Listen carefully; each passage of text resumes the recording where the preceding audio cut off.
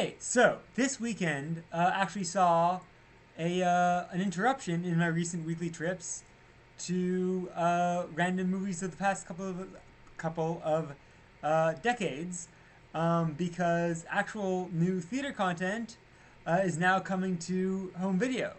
To start, I went with the next movie I was probably going to see um, before all these COVID cinema closures.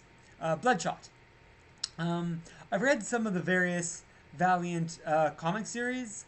Um, they're the publisher that initiated the Bloodshot character, but because their output is more peripheral to my comic book diet, um, I really just like went for the ones that jumped out at me.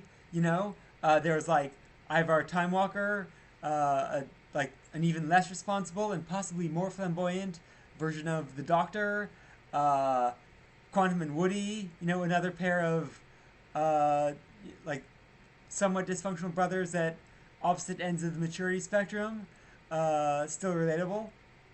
There was that one alternate universe miniseries where all of the company's characters are high school students for whatever reason. That was fantastic.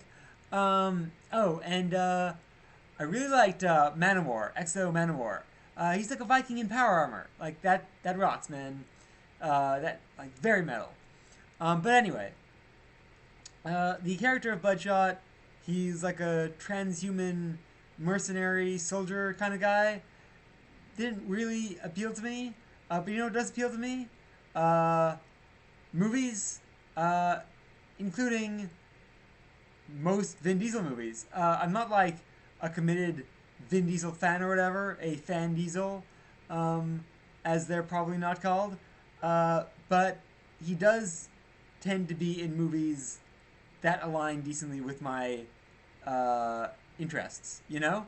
Um, the only one that feels like something I wouldn't immediately decide to see was that one I saw him promote on The Daily Show when I was 15, where he like ate a lot of ice cream to play a gangster on trial. Find me guilty.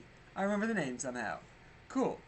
Um, but yeah, apart from that, like I'm there for things like the Chronicles of Riddick, where he's like just spending a bunch of his own money to like bring his like tabletop role playing campaigns to life. Like I respect that so hard, man. I'm not even joking. Like just to be at the point where you just say, yeah, this is like my deep like nerd passion, and I'm sharing it with the world in the most bombastic possible way.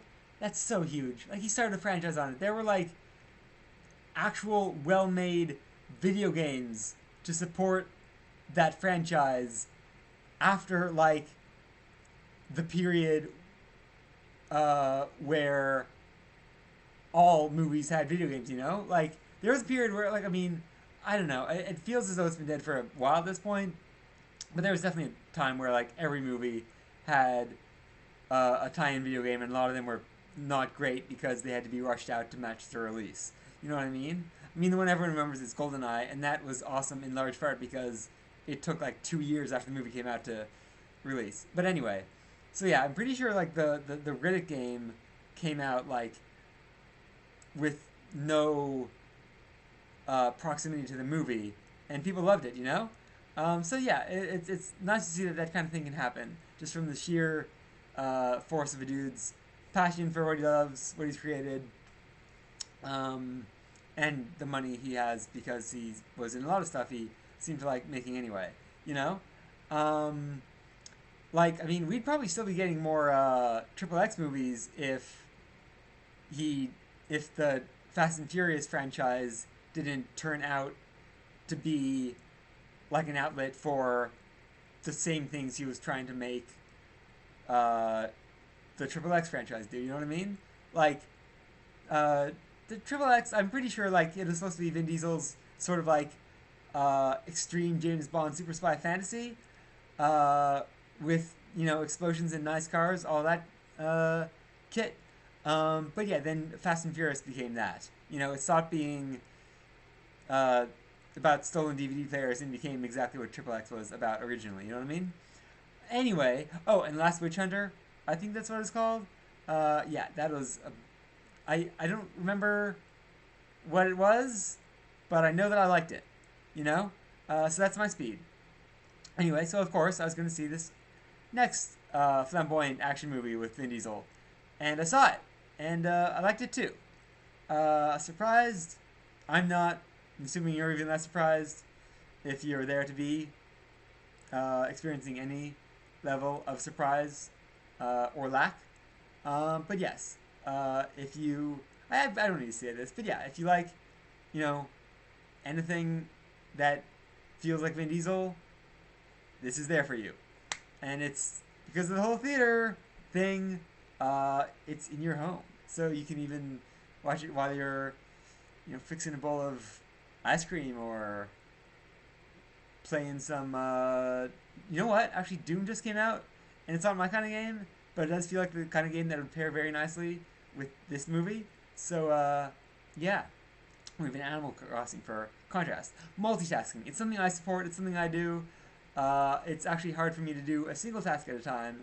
So yeah, it's if you don't even have to be strapped to a cinema chair to watch this right now. You can just buy it on YouTube or whatever, and it's there for you. And it's Vin Diesel. He's also there for you in this Bloodshot. Decent film.